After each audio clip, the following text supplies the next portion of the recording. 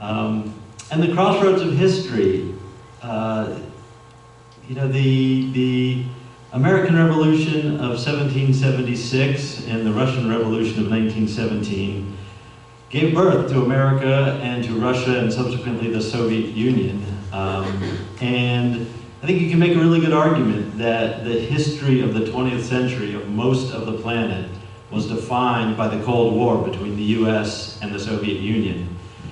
And people who played a prominent role in both the American Revolution and the Russian Revolution crossed paths in Wardsboro on Sheldon Hill Road in my mom's house. And our story actually starts before the Revolution. In 1748, we can stay on that front one for a moment.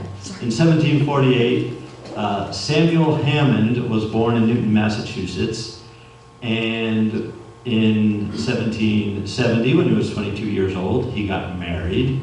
And 3 years later, when he was 25, I like to imagine he came home one day to his relatively new wife after having a couple beers at the tavern and said, "Hey babe, the boys and I, we have this great idea. We're going to put on war paint. We're going to dress up like Indians. We're going to put headdresses on. And we're going to go down to Boston Harbor and row out to a British merchant ship that has tea on it. And we're going to dump the tea in the harbor. What do you think?" And, you know, knowing what we know today about husbands and wives, it's hard to imagine she was very enthusiastic about this plan. But he went and did it. And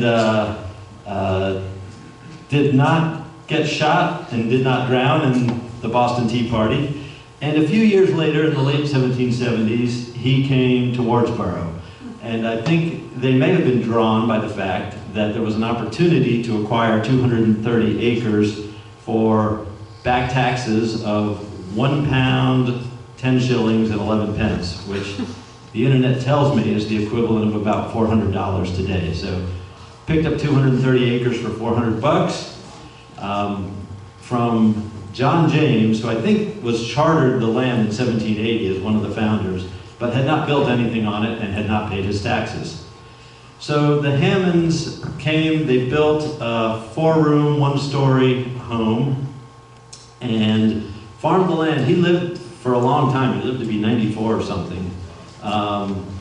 So he lived there for 60 plus years. He and his wife passed the house on to their son Joel and his wife Sina, who passed it on to their 2 sons, and I think it went to at least a 4th generation.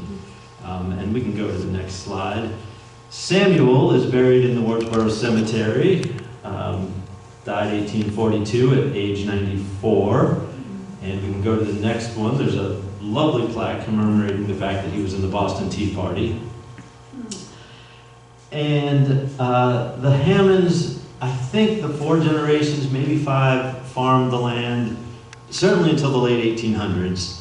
And possibly until 1907, when Edmund and Alta Roberts bought it, and they then farmed from 1927 to 1934. When my parents bought the place in 1963, there were still people in town who called it the Roberts Place. And as far as I know, some of you may still call it the Roberts Place. Although it has now been in our family, I think, longer than anyone except the Hammonds. The Roberts farmed it from 1907 to 1934 when they sold it to a Russian guy called Mikhail Karpovich. And I think we can go to the next slide. You know, I thought there was a picture of this, but I may have just been remembering it from when I was little. But at some point,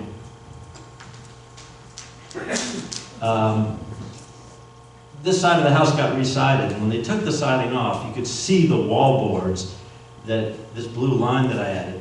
The wallboards ended there. You could see the original roof line of the 1-story house that Samuel Hammond built. So I can't help but think that the wallboards in there are the original ones, and when they added a 2nd floor, they just kind of added studs and married boards, cut at an angle, married them in here. Probably, I'm not going to make a joke about how old Alan Bill's is, but I don't think Alan milled those boards that they had it on, but maybe. And the Hammonds, during the years that they owned, the generations that they owned it, this started out as a four-room, one-story house with a central chimney. They added a second floor. Later, someone added an L, and then another structure that had a shed and so forth. But I'd like to think the ghost of Samuel Hammond's original 1792 structure is still there. And we can go to the next slide. This is what it looks like today. And this is roughly the footprint it had in 1934 when the Roberts sold it to Michael Karpovich. It didn't have the solar panels then, and didn't have the heat pumps. And when I was little, there was a door here, this picture window my parents added. We were talking about Wales Reed earlier. Wales Reed put that in. There was a door there and another little porch in front there. And you can see it started out, this part of the house, just one story, 4 rooms. They added the second floor. They added the kitchenette, and it grew over the generations to where it is now. So what was a Russian dude doing buying an old farmhouse in 1934? I hear you ask.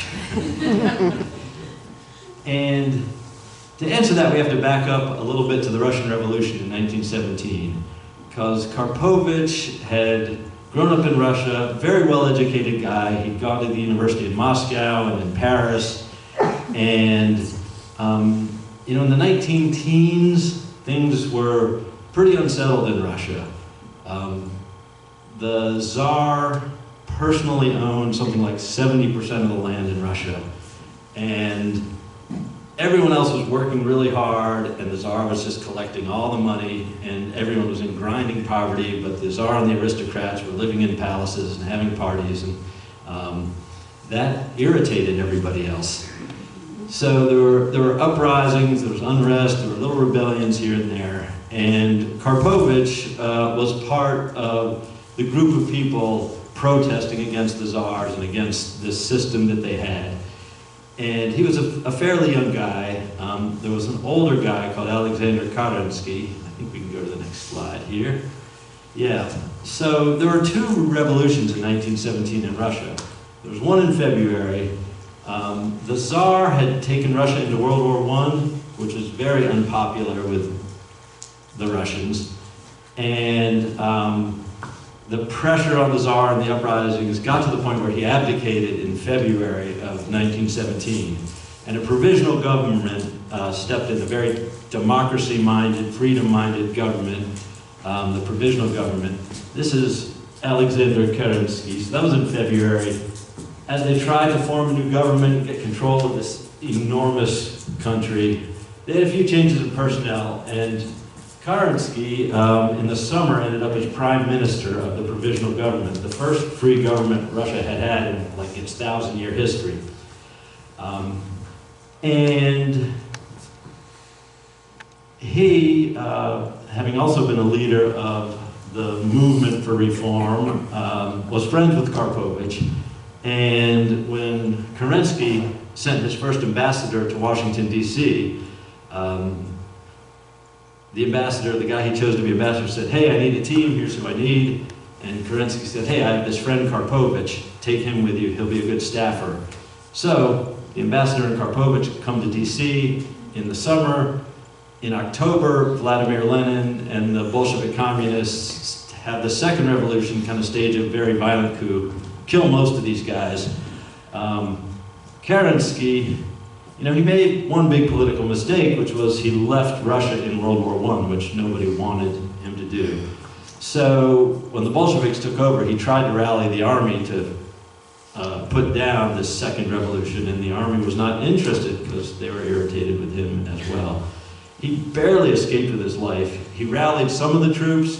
They came back. They tried to reclaim the capital in St. Petersburg. They lost. He almost died again. He escaped, went to France, and eventually came to the U.S. Karpovich was already here. He'd been sent to DC to work at the embassy. And so he just stayed because all his friends were getting executed. He thought that might not be a prudent time for him to return to Russia. So Karpovich stayed. As I said, well-educated guy. He was a historian. He got a job teaching history at Harvard. And in the 30s, in Russians who live in cities, there's a very long tradition, an important part of their culture, of having a summer cottage, a dacha. And so he was poking around for a dacha. And this part of Vermont looks a lot like some of the countryside outside of Moscow, where a lot of Russians had their dachas. So it's a place that felt right to them. I don't know how he happened to find Wardsboro, or he happened to find the fact that the Roberts were ready to sell their farm, but he bought it in 1934 and had it for 24 years, their family did, till 1958. And during those years, Karpovich invited a lot of his Russian friends who had emigrated and fled the revolution to come visit him, stay for the summer, and Kerensky was one of those people. You can go to the next slide.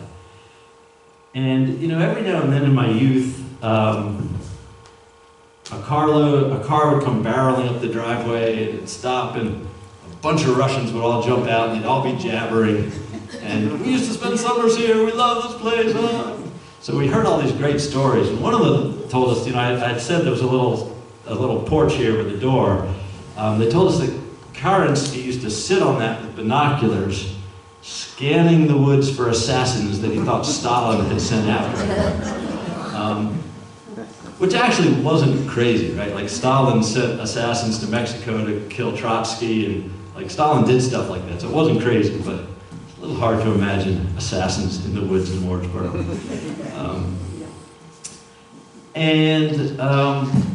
Kerensky was not the only notable person among Karpovich's many guests. I think we can go to the next slide.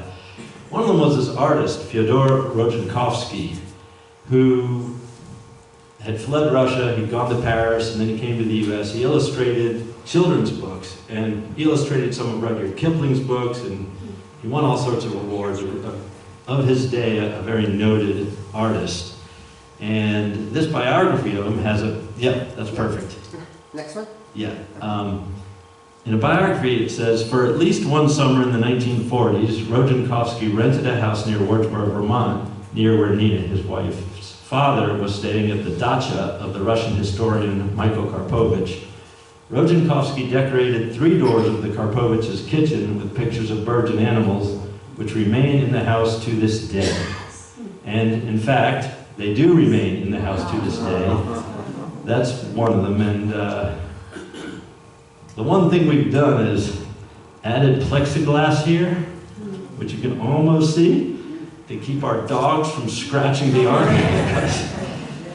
My brother and I both have dogs, and we have both failed to train them, so we can go to the next one. There's 2 more of those, and this lovely, they're really lovely, and some of you have met my Aunt Bee, who has a global network of friends. There's a friend who works at the Metropolitan Museum of Art as an art restorer, and my Aunt Bee charmed her friend into coming up and doing some restoration on these, which was delightful. And we can go to the next one.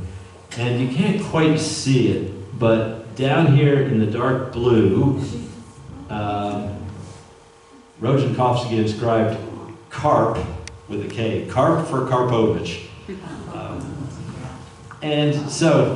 And one of those carloads of Russians that came up one day, one of them jumped out and said, "Oh, you are so lucky. We meant to take doors with us, but we forgot."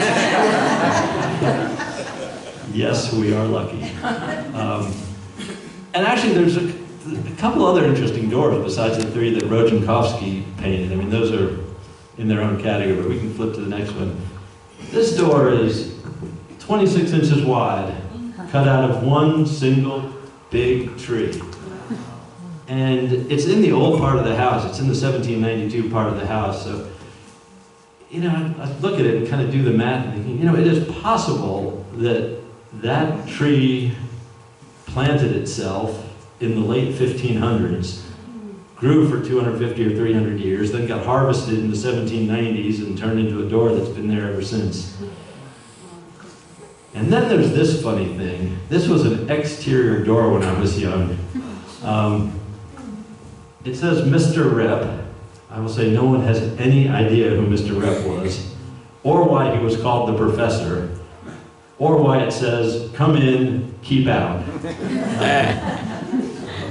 So, you know, the old houses have mysteries, and the professor is one of them. And we can roll to the next slide. The latter half of the 20th century, there were sort of three great American novelists, John Updike, Saul Bellow, and Vladimir Nabokov. Guess which one I'm about to talk about? Get out. This is from one of the biographies of Nabokov, and the caption says, Nabokov with 8-year-old Dmitri, his son, at the Karpovich farm, West Wardsboro, Vermont, summer of 1942. He and his family had also spent the summer of 1940, their first in America, with the Karpoviches. And you know, I've tried to stretch the timelines, like his most famous and far and away most scandalous novel was Lolita. And I keep trying to figure out how I can claim that he wrote part of it in my mom's house. But I cannot claim that, so I'm not going to. And you can flip to the next one. This is from a different biography of Nabokov.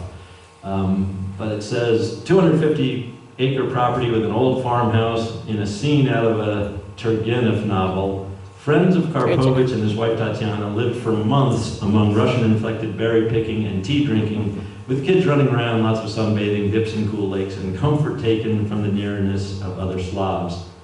Here, Nabokov first fulfilled his dream of hunting butterflies on a continent not that of his birth.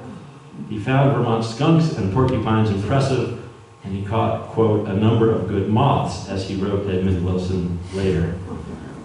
And you know, the Russians owned that house until 1958.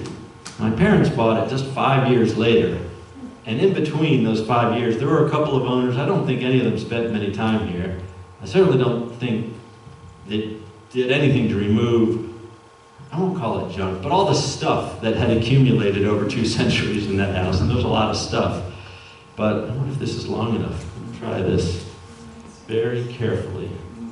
One of the things that I found in the attic in my youth is this.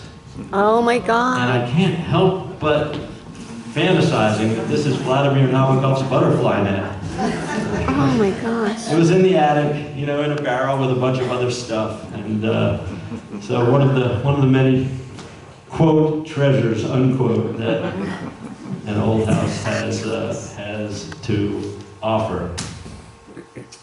And I think we can go to the next slide. So this is an old barn foundation. There's a very clear silo foundation there. And one of those Russians who jumped out of one of those cars told us that they sat on that front porch there. They sat there for 20 years saying, gosh, we're going to have a nice view when that barn falls down.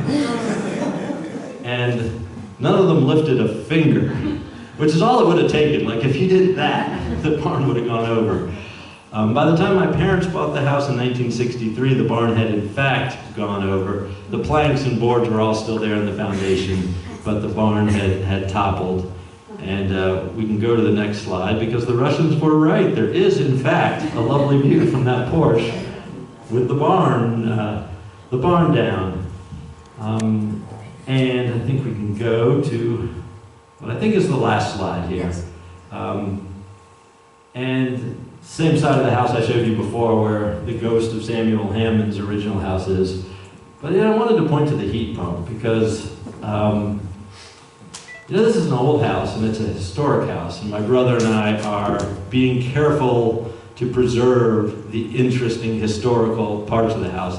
But it's also a home that we live in and we like to hang out, and we want to make sure that it's a pleasant and comfortable place for our wives first, in case anyone is streaming to where one of our wives is watching. but also for our kids and for their friends. You know, it is, I've told some of you, you know, when my mom died last year, a number of people said, what are you guys going to do with the house? Are you going to sell it? And my standard response is that between my brother and me, we have 6 children, and we have told them, our wives, my wife and my brother's wife and my brother and me, we have told our 6 children that the 4 of us are going to enjoy being in this house until the last of us dies, and then it's your problem. And we're trying to make it as little of a problem for them as we possibly can, because it has been a place that we've all been really happy for 60-some years, and we hope they are happy there for another 60. Thank you.